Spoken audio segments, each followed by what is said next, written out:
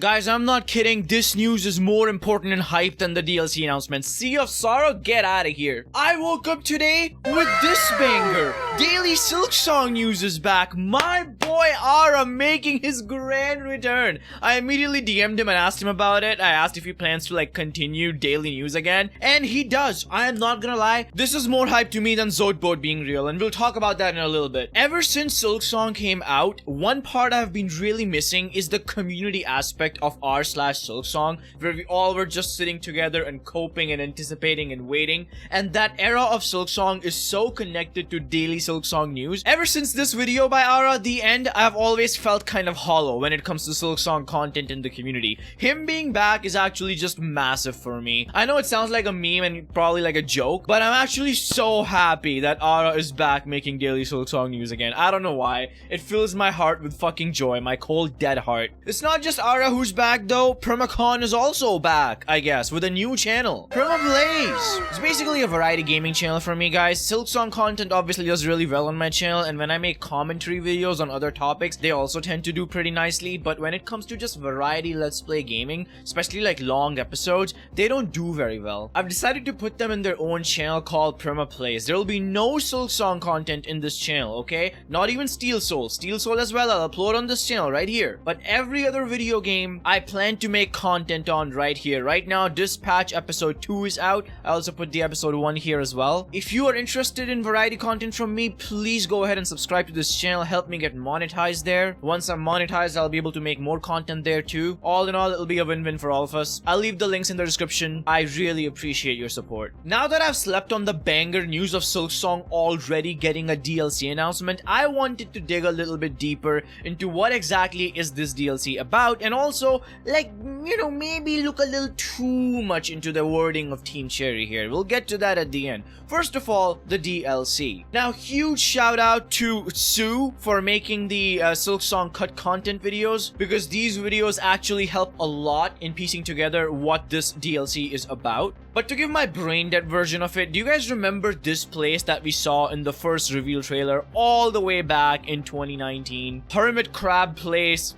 It was very coral, very oceany, and then this was completely cut from the main game. A lot of people were sad about that because it was one of the towns too, and towns in Silksong are beautiful. Shawnclave, Bone Bottom, Bellheart, they have some of the coolest quest lines connected to them. They have all the quests, obviously. Towns are amazing, and having a whole ass town cut was pretty sad. Well, then Acme came out with their behind the scenes footage of Silksong in the development sketches or whatever, and people found out that this area is actually called Farloom Bay, and it was supposed to be right next to Bylewater. If you remember the Pale Lake where the fleas end up, they kind of have the same color palette as this thing, right? And I'm assuming that's what would have connected it. But you don't even have to play guessing games, because this cut content has been covered in great detail, because actually ACMI provided a lot of behind the scene maps from older development. And as I've talked to some people on my Discord server as well, this area seemed pretty much done. It seemed way too finalized for not being in the game, and I guess now we know why, because it was never meant to cut. I'm just guessing that they needed to do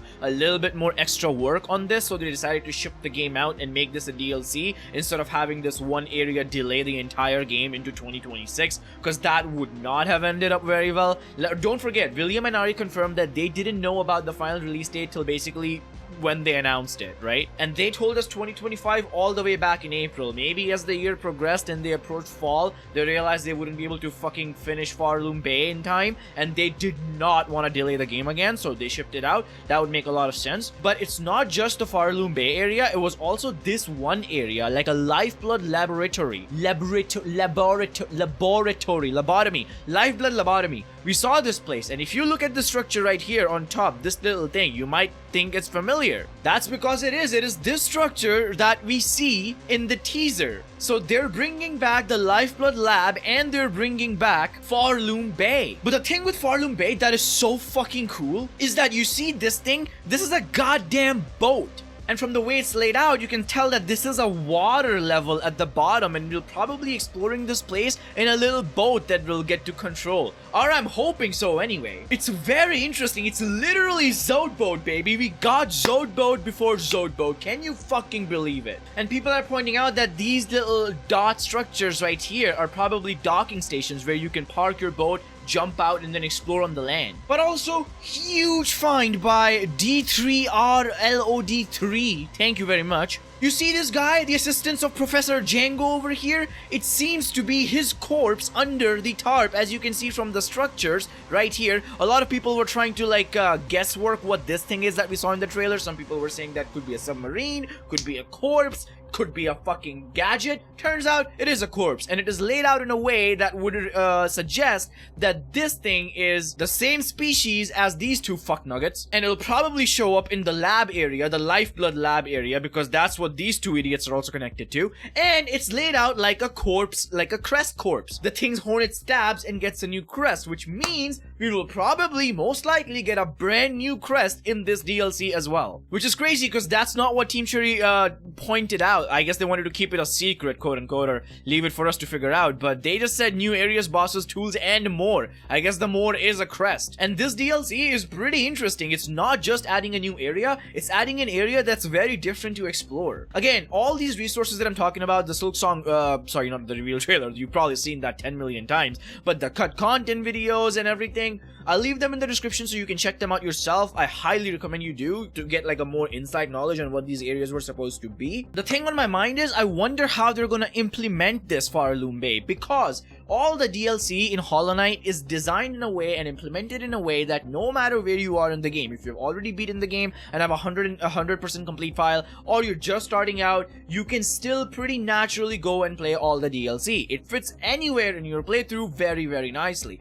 This being a new area, I wonder how this questline connects to the main questline, because at this point, almost everyone who has bought Silksong has finished it. So most people wouldn't want to just start a new game just to experience this DLC as it's meant to be. So I don't know how they're gonna figure that out in terms of difficulty, boss balance, act structure. Like, I'm guessing this DLC will be accessible through any act 1 to 3. Will it be a dream sequence? Where will the entrance to this place be? I'm guessing Pale Lake. That's my humble opinion. Pale Lake just seems like the perfect fit for it to be there, because as you can see, it's probably gonna connect right here somehow. But this shot of Hornet parting the fucking seas might be pretty accurate if we do end up getting on a boat. I can't believe Team Cherry brought Zode Boat around to full circle. I really want to know all your thoughts and theories in the comments. I'm actually going to read all the comments on this video because I'm actually really interested in people's theories. People have been yapping all day in my Discord server about this, coming up with different things, finding out little nuggets of information. It's been so fun, man. It's been so fun. I miss this. Anyway, going back to the blog, that's something I want to talk about. So just like shedding a little bit more light on it and just digging too deep, maybe more deeper than Team Cherry thought, because a lot of comments were pointing this out in my video yesterday. Now, the main first thing people picked up on is that it said new areas. Now, I think what they mean by new areas is two technical areas,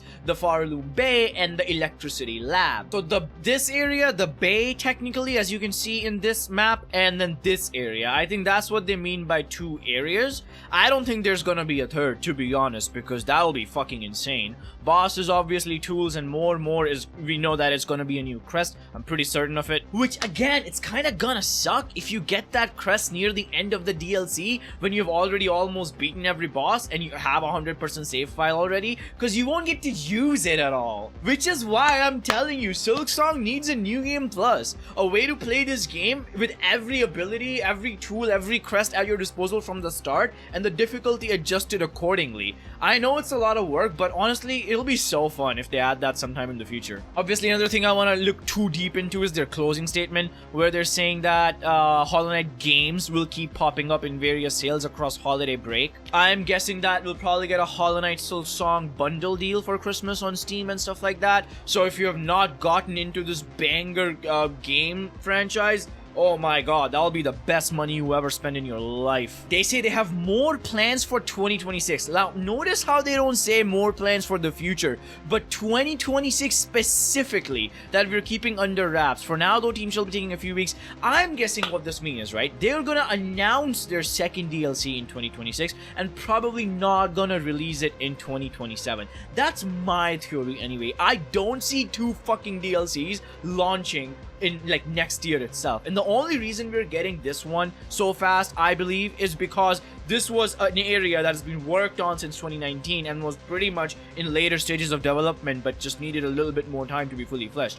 Which again brings me to release date. When do I think it's coming out? Look, if it was any later than summer 2026, I don't think Team Cherry would have bothered announcing it right now. There's no fucking way they would have bothered announcing it with the release year and everything, because I don't think they'll do that again, you know? My guess is we see this as early as spring 2026. I don't think that's too far-fetched. I'm not gonna say the fucking cursed name of February, because my god, I am never gonna cope for February again in my fucking life. And maybe March, we can see? Who knows? That'd be pretty nice. When do you think it's gonna come out? Let me know in the comments below. Thank you for watching, and I hope to see you tomorrow with a new video where I will rank all the bosses of Silksong according to Mossbag's survey. Primacon signing out.